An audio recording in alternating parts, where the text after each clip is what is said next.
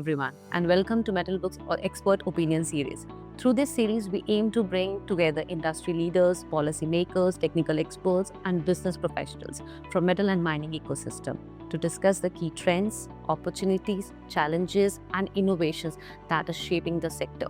Our key objective is to create a platform to gain expert perspectives on the topic that are critical to India's economic growth. In our inaugural episode, we are focusing on a subject that is rapidly gaining importance for India's future, that is critical minerals. To discuss this topic, basically the opportunities, the challenge, and the future outlook of India's critical mineral sector, we are joined by an industry expert with extensive experience across mining, energy, infrastructure, strategic advisory, and business valuation. It's our pleasure to welcome Mr. Abhinav Sengupta. Mr. Sengupta brings over 14 years of experience in the mining and mineral sector, having worked with leading organizations including Tata Consulting Engineers, Wipro Technologies, PwC India. He offers deep insight into the critical and minerals landscape. Thank you, Mr. Sengupta, for joining us today. So, how are you, sir? I'm good. How are you? I'm fine, sir. So let's start with the first question then. So the first question, as it was India's this rare earth stockpile lasts barely for 2 to 3 weeks, and we are mostly dependent on China. So if there is any cut off the supply or from the China side, then how will this India will be taking it forward, and will it break the transition of this green energy one? So what is your opinion on this? Okay, first of all, thanks for having me here. You have to understand that India, as of now, imports almost 93% of its rare earth permanent magnet, and in last year, in 2024-25, they did it close to that figure. You understand that in any case, the supply stop immediately, then there are very cascading effects. Number one effect would be for the electric vehicles. Now, electric vehicles which are run by battery operated, definitely there will be scarcity of magnet because your neodymium, ferrous, boron magnets all be used in this kind of EV transition. The second impact would be your wind industry, where you have turbines. Now, just take an example like any kind of turbine or a drive motor turbine, it uses almost around 200 to 500 kg of rare earth permanent magnet in that. So that disruption will happen, and India has a target of around 140 gigawatt of wind energy by 2030. That will get hampered. Third, if you have that there are certain impacts on a day-to-day activity. Wise equipments such as all electronic equipments or some medical devices, they will have an impact, but that compression will take still a good amount of time, that at least 60 to 90 days if you completely stop. And lastly, the strategic area where we have defense equipment, where we have all kind of missiles, radars, precision guided system, all those things will get impact. But again, those are very priority sector. I'm sure there must be good amount of inventory with them.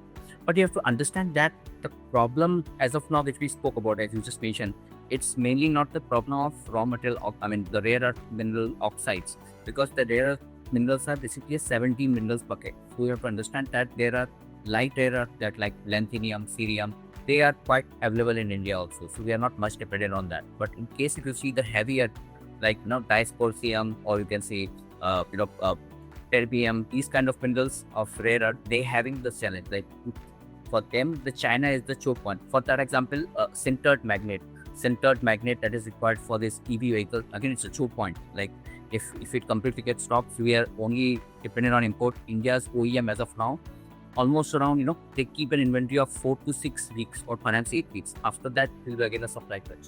So these will be the overall impact.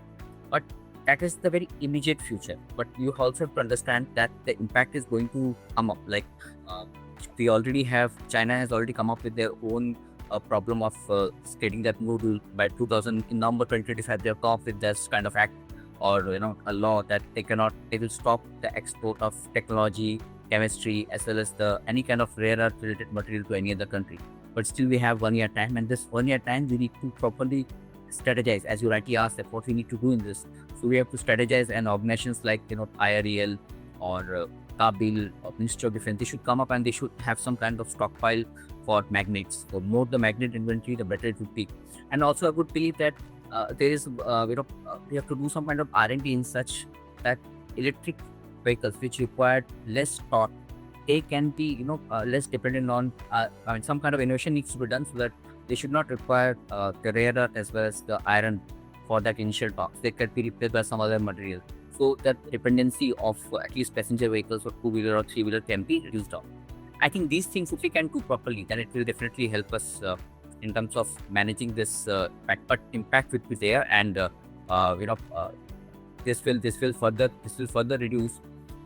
Like we have gigawatt factory plants, and this shock has come, and this will definitely delay those plants. Like any gigafactory is coming up, they will be delayed by at least 12, 18 months because now the priority will shift to something else. So I think this is basically how it will be impacted. So, second question, as if I'm not mistaken, India has around approximately 211 million tons of graphite reserves, but imports are really around 100%. So, what is actually what is 100%? Sorry, है ना? So, why does everyone keep calling this is a mining problem? But however, if we see this is a processing problem. But why why we are always focusing on the issues for mining, that mining we are not doing mining or something. But if this is the problem, though we have the reserves, but still we are importing, so there is some other problem which needs to be identified. Yes. Okay, so in this case, this is completely a problem of mislabeling. Like rather than it's a mining problem, you could say it as a more processing problem. So like the word you mentioned, that we have as GSI already established that we have almost 200 million ton plus of actual reserves. Arunachal Pradesh being provided the maximum amount of reserve. Now Tamil Nadu, the blocks production in Tamil Nadu also, in Arunachal Pradesh also. We do have a good amount of reserves, and as of now, India's graphite demand, if you could see, is around 60,000 tons, and whereas we are producing around 11,000 to 12,000 tons per year. I mean metric ton per year. So there's a huge gap. It's almost 20%. So we are actually depending on import of raw material. That's number one. But mining is not the main issue. Because for mining we have laws, acts, auction rules. So government is fast tracking the mineral auctions. So that is not a problem. So you have all the mineral part excavating from the below the earth. It's done on a fast track basis. Now we are just some steps away from obtaining the clearances and starting the mine. But the bottleneck comes in the process, because this graphite will be used for the anode plant, and for anode plant we depend on the current amount of technology which require the processing of this raw flake graphite into 99.95% or perhaps 5% carbon content spheroidized graphite. So for the anode plant, that technology mainly China covers almost not 90% of it. So it has mines also. 70% of production, close to 70-75% production of graphite comes from China, but they also own the processing technology. These processing technologies we don't have in India as of now. So that's why even if we mine more, as we say that more focus on mining, ultimately you have to sell this mineral to the China in terms of doing the processing. So technologically it is not a processing problem. I mean it's not a mining problem, it's a processing problem.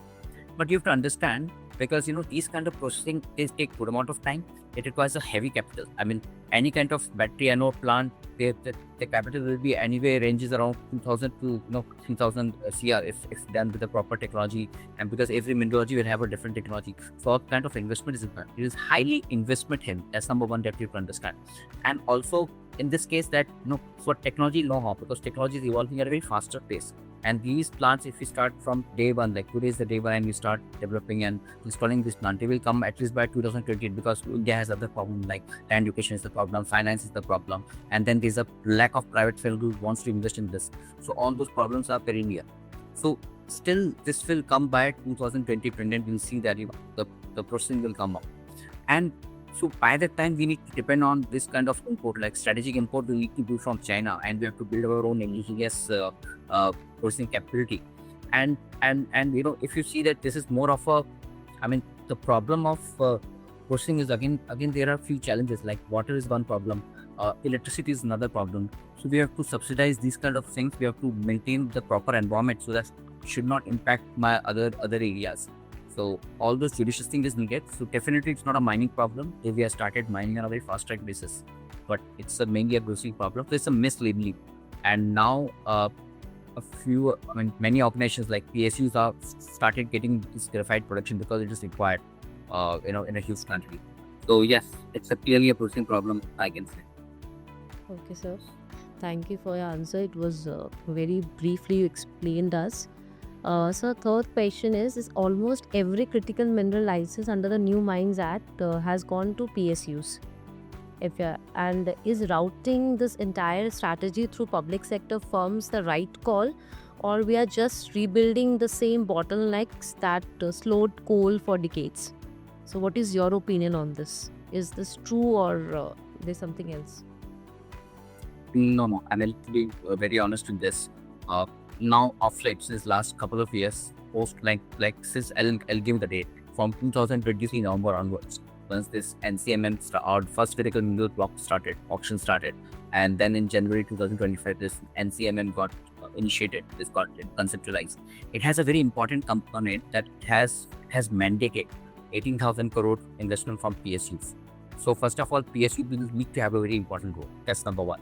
Number two, because it has been mandated. Number one. Number two, you have to understand the nature of the problem. Like any critical mineral acquisition, working overseas requirement or offtake, or any kind of technology know-how. It's more of a it's rather than pure technical and financial problem. It is more of a a country-wise problem. Like a sovereign country and other sovereign country needs to come jointly and need to pursue this.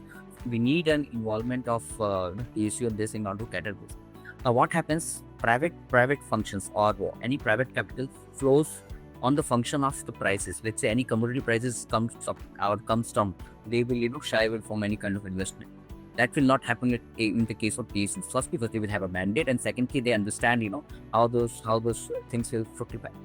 Then third point in this case, of late you have seen that once this NCMM has come up, not every organization, I'll just name it, like Coal India Limited, Singareni, Navy Lignite, for that matter, oil sector companies like OIL, Oil India Limited, they're all gone into diversification class. Like their main primary business is on the one side, they are now slowly diversifying into other areas like critical mineral acquisition, processing, magnets. After this REPM announcement, they're all pouring into this. So we need this PSUs. And the best part about this that we will take. The next part of the question is that there are certain learnings that India has again obtained from this commercial coal auction. Just I'm quoting the quote because the parallels can be drawn from the coal sector, because coal sector has the highest monthly of government way back till 2020 once this commercial coal block auction started. Now you can see the almost the coal auctions has started in a very big way, and we can see now they have obtained the best of the learning, like faster exploration, faster optimization of the blocks. All those similar learnings for the critical mineral needs to be taken in, and I'm sure PSUs are on a very fast track, because everybody is very I would say worry about this raw material securitization, which is going to impact on a very fast track manner. So under this, I'm very confident that PSU is going to play a major role, and that's how they will also evolve and they will pivot. So the role, you will see major role of PSUs going forward. And if you want to summarize this, then what can be done is one more thing. Like mining, we can still keep to the PSUs and the government part, so that mining is a short technology, and as of now we are very much comfortable with the mining. But processing, we need some infusion of capital, so that can be a proper JV between government and private can come, so that from the private side the capital infusion as well as the technology know-how can be built in. And that's how we do the remedy. But yes, PSU is going to play a very big role at this. So I'm aligned with the PSUs. Like PLI scheme, there's a lot of investment that the government is doing, and as government is also designing this PLI scheme for the mineral recycling. But if I might be wrong, but however, I am not aware if there's any single company which are participating in this, doing this on the very commercial scale. I might be wrong, but however, I'm not aware about it. And according to me, I think there's not a single company right now in India which they are working like at a very commercial scale. So is circular economy actually the part of mineral security strategy, or it is still just a sustainability talking point? As now I think this is a word term which is being used widely, sustainability, circular economy, or we just following the trend, or really there is something being done on this part? So if you can throw some light on this. Okay, so first we need to understand in this manner that any kind of, as per the IEA report, I will quote the IEA report, International Energy Agency, they have mentioned that any circular route or any secondary route will do, it will reduce the demand for the primary mineral close to by 18 to 20%. And the best part of it is that it will reduce the direct impact that you will not go for any kind of country for mining or cruising. So that's the best part of this. But the problem is that it requires a heavy investment. First of all, it requires a good amount of investment because the cost of processing this end of life equipment from end of life vehicle, it is huge. So that cost and technology is something that is is required. So of late India, you must have seen that of late India has come up with this under NCMM 1500 CR has been allocated, and almost 58 companies, they have pledged for around 850 kiloton per annum of recycled material, and then they have committed that it will generate almost 5,000 crore of infusion of money, almost close to 70,000 new employment by 2030-31. So they have started giving the ground, and you will see this impact will start coming just by 28-29, where you will see both our rules. Like first is extended producer responsibility, which was mandated in the batteries rule, battery waste management rule of 2022, that by 28-27 we'll see that agglomeration of feedstock for this kind of technology. Secondly, because we need feedstock to supply these mills or plants in order to process, so that will also come. And also we see that PLI scheme, even Ministry of Electronics and Information is already vocal about that. How about starting a circularity PLI scheme for recycled magnets? So they are now vouching for it. So it will come, but what I see, there are certain challenges that it needs to overcome. One could be the aggregation, like collection of waste. It's still very informal. I mean, it's very informal. So collection of waste collection is only 20-25% formally. Rest everything is informal. We are dependent on kabadiwala, rack pickers, and scrap era. So all those things need to be formalized. Number one. Number two, technology is again changing. So technology infusion and proper R&D that needs to be done, actually done on a fast track basis. And third, we have to understand that at the same time we are going for primary route, like acquisition of overseas assets outside India through Kabul and even PSU's investment. We should not forget that secondary route, because India is a very big country and huge population to serve. So recycling is going to play a very important role. The third is that it has to come up. So economy scale will come. The third point we are mentioning is, as of now they are not economic, but going forward it will achieve that parity. Just like it happened in solar sector, we have achieved the parity now. It is much cheaper than the coal power. So going forward, this recycle will also cover the parity. It's just a matter of time. So I think by 2030, 2030, we'll see that is 10-12% of influx of critical mineral will come from this recycling and circular. So I am very hopeful about this initiative which government of India has got. We just need to wait. But the capital allocation is not enough, to be very honest. But yes, somewhere it is a starting point. We need some starting point, so we have that starting. So we'll be going with an optimism that with few steps of this, we are likely to, or will be able to achieve what we are in the direction. So maybe we are going in the right direction, as you mentioned, that we are moving in somewhat right direction right now. So next question is, sir, that India is in the mineral security partnership with the US, Japan and EU. But those same partners are cutting their own exclusive deals right now. So is strategic ambiguity helping India, or it's leaving it behind? Okay, so now you can understand that we are living in a world where this trade war has become a new weapon. Like every country is trying to put this kind of hegemony over other basis of their technology, their raw material, as well as the capital also, which is there. So this is the new thing which has happened. So what is happening? The countries are trying to get into one-on-one relationship, maybe bilateral, multilateral, plurilateral. This is focusing more on the bilateral, because there are few economies which are finding they're finding a good way. For example, like FORGE, the Forum of Resource Geostrategic Engagement, which got conceived in 2026 this year only in February. Its first meeting was chaired by Korea. So you can see that they are coming up with this kind of agreement where one raw material supply will be mitigated by other. There are forums where you have US, Europe, Japan coming in together. on the best side of India, also India has afraid, you might have seen in last 3-4 months precisely, we have seen that we have gone to every nook and corner. Like we are doing JV with Saudi Arabia for their mining and mint processing. We are doing it with Chile, Japan for technology.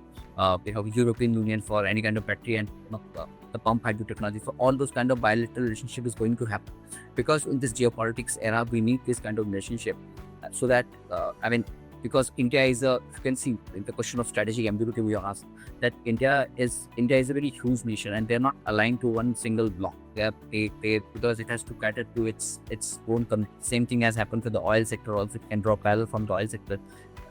In spite of all those kind of sanctions, we try to have a good relationship with Russia and try to procure out, because we have to mitigate the energy security of the of our huge enormous population. So similarly, in case of the mineral, like India has Quad corridor, where you have Australia, USA, European Union, India. They are there.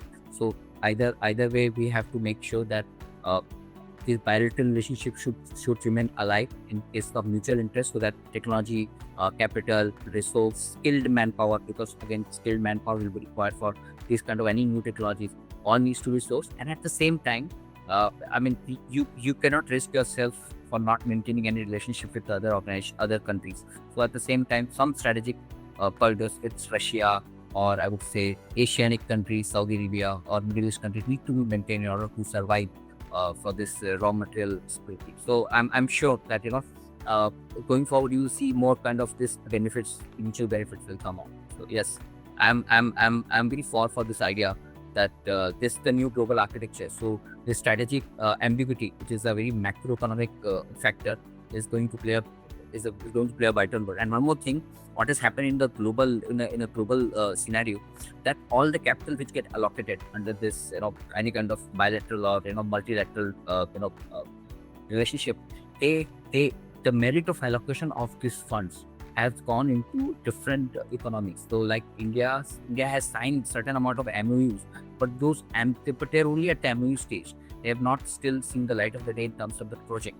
So yes, some kind of further tweak in the relationship or in the contract needs to be done, so that it should culminate into final project, not on the paper as an MOU. So I'm sure about it, but this is the way out.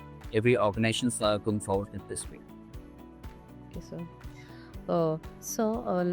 as you know, everything comes with some consequences. Like India has exempted this critical mineral project from public hearing in 2025 on national security grounds, in which the communities which were living on the top of those deposits weren't consulted. And so that was something, even the consequence for the people who were staying there. So I just wanted to know that who actually pays the cost of this India's clean energy future. Okay, so if you could see that mining by itself nature is a site-specific activity. You cannot, and it is beneath the earth. You have to replace people being the forest area in order to mine it. But again, it comes with a very responsibility. Like if you see the notification of MOE FCC on 8th of September 2025, it only mandated Part D, which is the atomic mineral, which is directly come under the Department of Atomic Energy, and the Part D minerals, which is really point. There's 24 critical minerals. So because all those minerals, we required, because the energy security or the raw material security was the main motto behind fast tracking this block's operationalization, so that India can see India can mitigate this raw material security problem. But problem is this: we have to understand that any kind of critical mineral or mining operation and processing operation, it requires a good amount of energy. It's a huge amount of energy. Number one, it is also polluting water, also. So in these regions, the water gets contaminated either through discharge, or even with the help of processing, or basically the method of refining and all. So this comes with a special radar, that though the environmental clearance has been awarded and fast track basis for starting the mining, but still there are other guardrails, like, because as I already mentioned that until these minerals have not been properly processed or refined, they will not put to use. So there will be enough guardrails in terms of, like, when it gets refined or it gets processed, that proper treatment to the water which are getting discharged, clearance of forest stuff, like forest clearance is still not, they have not cleared. They have only cleared this EC clearance, like unless otherwise it was a major bottleneck to start the mine. So EC clearances might have been, it has been relaxed, but now it has been, replaced by some appraisal committee, executive appraisal committee who reviews it like at one go. But still, forest clearances are there at at their own pace. So that will definitely be one guardrail. So as of now, I could see that tribal, yes, definitely, because these minerals, most of the minerals in India are found in those regions where you have tribal population. So yes, because I mean that is the dichotomy of a mining and mineral problem. Like at one party or one part chunk of population gets impacted because of this. But this risk needs to be mitigated through other measures. We have excellent DMF. The government of India has come up with a DMF now, the District Mineral Foundation Fund that can definitely cater to local habitat, clean sanitation, water problem. All those needs to be included. Proper sanitation needs to be taken care of. So definitely this will be more of a mandate. Even government of India has come up with this that you cannot leave the mining site, eh, without fulfilling the or without reclaiming or without repurposing it. So those mandates are also coming.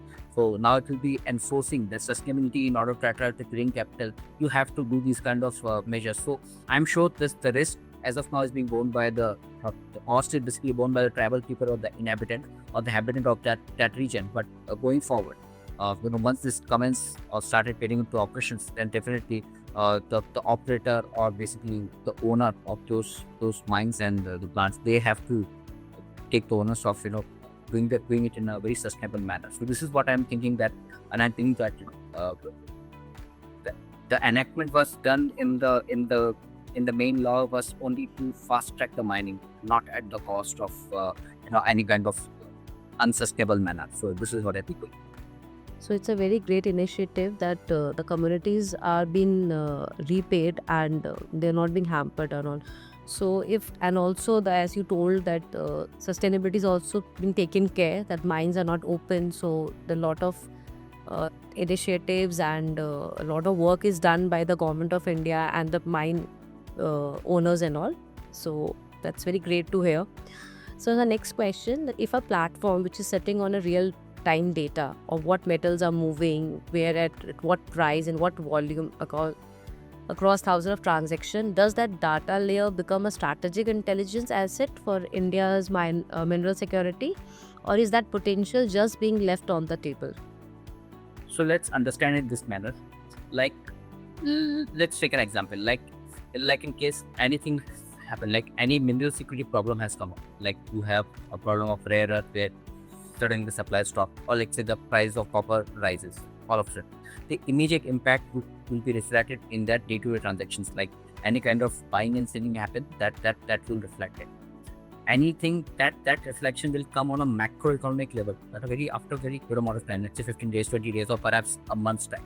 So real transaction between two parties where we have buyer or seller, this is basically the actual, I would see the area where you could see this kind of impact. So data becomes very important. Like now these data, the official data which government publish, as I mentioned this example, it generally lacks with in terms of days and months. Same case with the oil also. Like crude oil prices rises, but the impact in India, we take this 15 days average, 15 days lagging average price. So this impact takes certain time. Now in order in this case, like there are many organizations who are capturing this data, and data is the real assets. These data are captured in cyber. So there's no proper agglomerate or no proper aggregator, I would see, who can have all the data, all the different private data at one place, and there's a common conduit. With that conduit, you can see. Yes, so there is a lack of a proper I would say data layer. That data layer could become more evolved in terms of it should need to keep the anonymity of it needs to be anonymous. Like there are other private aggregators or private players who are capturing the real time data, that needs to be anonymous.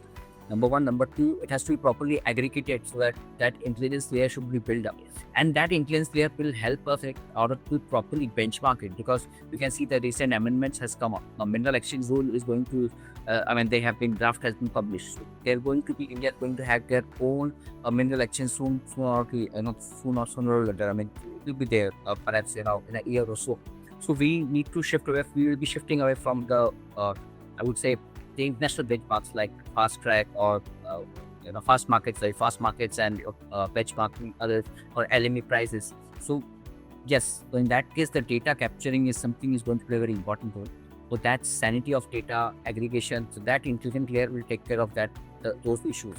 So I would believe that technology and real time publication of these kind of data, proper sanity needs to be maintained. So yes, we need that intense layer, and that is definitely going to be a game changer in coming years. Okay, sir. Before I ask my last question, there are few the questions which I wanted to ask you on the basis of the answers which you have given. So before I come to the question of about Metalbook. So I just want to ask you that, as you mentioned about in the starting only, the R&D and all. But sir, in India, I don't think so that a lot of investments have been done on R&D. So much research and all. So we are not investing on the main basic thing which has to be done, that is the research part. Because if we are doing research properly, then a lot of problem like the processing problems can be taken care at the initial stage. So what is your point? Is India really investing on it, or the companies are investing, or there are no investments, or are there plans in future? And what are your suggestions that investment should be there or should not be there? Okay, so first thing you have to understand that India, like developed economies, at least they spend 10 to 20% of their overall wealth what they generate, the sovereign wealth on R&D, where India is less than 1%. So that is a bigger problem. Like R&D, India, they do not spend more on the R&D. So that is the problem that we need to understand. But in cases of mining and metals, or in cases like where as an organization like yours, which is getting into this kind of area where we need to capture the data, R&D is required in terms of technology, and I'm sure every organization are doing it on a silo and pilot basis. But those pilot bases are very limited to those particular use cases, or not. It cannot be generalized. So, for example, like a particular organizations, let's say talk about the mining, any mining fraternity, they are doing the mining at one area, so they found some different minerals. They tried some pilot on a pilot R&D basis, like if some critical mineral can be recovered from those samples or not. So it's very silo, very specific to that particular mine, particular leadership on particular zone.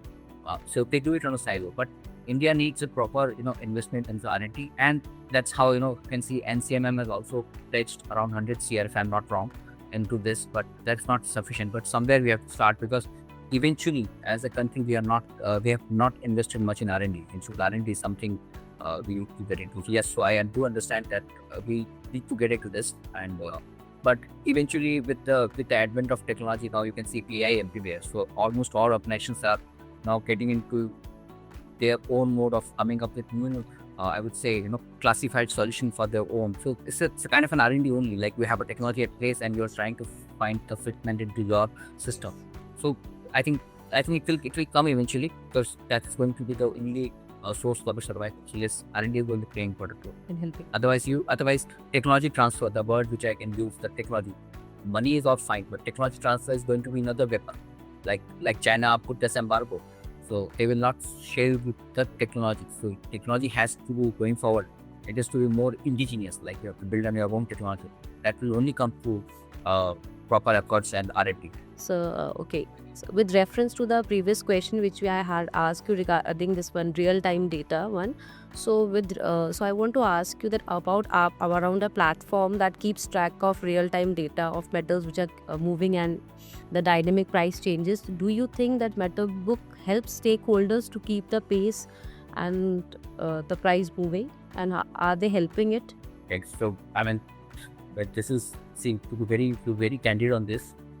I'm sure, because you are also being one of the organizations which are working in on a real time basis, collecting your own data and coming up with the analysis. But as you see that offset, what I've understood, that the organizations like your Metalbook, and then there's a Scrapyard and Attilio, all of them they have come up with their own solutions, and they are trying to getting into this area where the recycling data is now being captured, or basically any kind of scrap data is now being captured. But you have to understand that though it is fine at this stage, but they are still at the silo, because each one of it looking at their own pace. So I would believe that that there is no right or wrong as of now, if unless you see the other part also. So I'm sure uh, that going forward, like in case if Metalbook is because I personally have not used your services, so, but I'm sure that there must be a good amount of data you have captured, but you have to build an intelligence over and above it, because pure data will tell you one story, but if you add an intelligence layer to it, like in terms of how it prognosticates, because we need the forecasting. That is where the most of the things are lined up. The historical and past data, that trajectory will, and definitely the insights. If you build in that, and that will come up in a good manner, definitely it will. So it will be helpful. And yes, I think it should come handy. It should come helpful. So one more question, like this one, mineral auctions, a lot of mineral auctions that are taking place and all. So are all the auctions which have been won by the bidding and all after that are all operationalized, or are at the initial stage, or just on the paper we're seeing that there are a lot of auctions has been on, there a lot of mines are there. So what is the process and progress till date? Okay, so I would ask you to see the website of Ministry of Mines, where there is a dashboard they have come up with. And if you see that by May 2026, till date, I mean, it gets updated on I think on a fortnightly basis, 697 precisely mineral blocks production for 2015 onwards. And these mineral blocks include critical mineral blocks as well as other non-critical mineral blocks. And out of that, only 101 blocks got operationalized. Now, this is the one scope. Now, out of those 697, that is, let's take it around 700 blocks, only 71 critical mineral blocks got auctioned. Okay. And out of that, none are got auctioned because they got auctioned very recently. So they are in the process, and in terms of obtaining the clearance, because most of the blocks which got auctioned in terms of critical minerals, they were composite license blocks. So that means we required 3 years of time in order to prove the resource from prospecting to mining plan, and then you have to start commence mining. So eventually you will see in next 3 to 5 years that you will see some commencement of production from these mineral blocks. But as of now, from 71 critical mineral blocks in last 6 tranches, none of them got production. None of them got auctionized. Many of them got allocated, and then they got successfully auction. I think 34, 35 got possibly got successfully auction. Not recurring the right figure, but yes, it will come up. As of now, only 101 blocks, but all those 101 are other than critical minerals. Okay, sir. So now, already I've taken a lot of time of yours, but I have one last question for you. That is the scrap economy in India. It runs on the trust networks built over generations in the informal sector. Can a digital marketplace like Metalbook actually penetrate that, or does it only ever serve the organized 20% only, while the rest still stays invisible? So you have to understand that as of now, 65% of this scrap collection is not informal places. It's only 30 to 35% where it got a bit formalized. It is being done by your rack pickers, your kabadiwalas, or scrapyard, like small aggregators who works only on the cash. Don't worry about giving a proper invoice or paying the GSTs. So that is there, and they are basically running properly on a generational trust, like they have since generations. Like the trust is there, and the cash is on the right time, like the transaction happens on a very right time basis, and they basically they carry a very less amount of overhead. Like there are no overhead because the Kawariwala has very limited overheads, so that transition happens very quickly. Whereas now, because of all this raw material security and everything, it has come up, like circular economy has been given a special impetus. So this slowly getting formalized. So as you rightly mentioned, that 20%. So let's say now just going with 20-30%, it will not immediately happen. Like a Kawadiwala will get a hold of an app and to start it dealing in this manner. But definitely, what will happen? Whatever formal situation, 20% of it, if you're capturing it properly, and you're trying to form a basis in terms of the price benchmark, then definitely those price benchmark, those transparency, those transactions which is happening in the formal sector will definitely encourage the informal sector to slowly adopting this new norm. Eventually this will come, because we are in a progressive manner. It's always in a progression. So if you see the natural progression also, they will come up, but not as of now, because we are again dealing with this problem. Like collection is a main problem. Like if the collection of scrap at the right time, then there are many people who want to evade your GST. So yes, then there are other issues in terms of reverse charge mechanism. So all those things, it is there in the formal part of it. Informal runs in a very cash and time manner. So yes, it will eventually come. So consolidate those 20%, 30% wherever the footprint is as of now from Metalbook. And once you consolidate that, I'm sure that this will encourage, because likewise it happens, like once you go well in the one sector and it eventually get formalized, then slowly others also try to pick it up. So I mean, some starting is hope. So yes, it will. This is how it's going to happen. So consolidate first 25%, and then eventually rest will follow. So, sir, thank you so much. But before we end the conversation, I just want if you can give a closing remark and overall summarize of how the in country is going, and what is the future plans, and what are your suggestions on it, that what improvement we can do so that the vision which we have that can be achieved. Okay, so fine. So first of all, you have to understand that raw material obtaining a raw material process security is something which is of paramount importance. You cannot evade it. So every organizations and even PSUs on PSU, they're vouching for it, like either through mineral asset acquisition or infusing into technologies. That is number one. That needs to be done. Second thing which I have not spoken about is the stockpiling. So right mineral stockpiling, government has come up with strategic stockpiling to maintain for lithium and other minerals, cobalt, lithium, nickel, every other mineral or critical minerals. That needs to be done on a fast track basis. Third, R&D, as I already mentioned, that R&D, we discussed about R&D. R&D infusion is must. It need not to be on a silo in silos. It has to be more on a more people should have an access to it. Fourth point, I would believe skill. You cannot develop a 21st century economy with the old skilled manpower. So skilling is something which is need to. Though NCMM has projected that 5.7 million workers be required in the entire critical mineral, be it primary route or secondary route, but still that new curriculum, new skill thing is something which is required.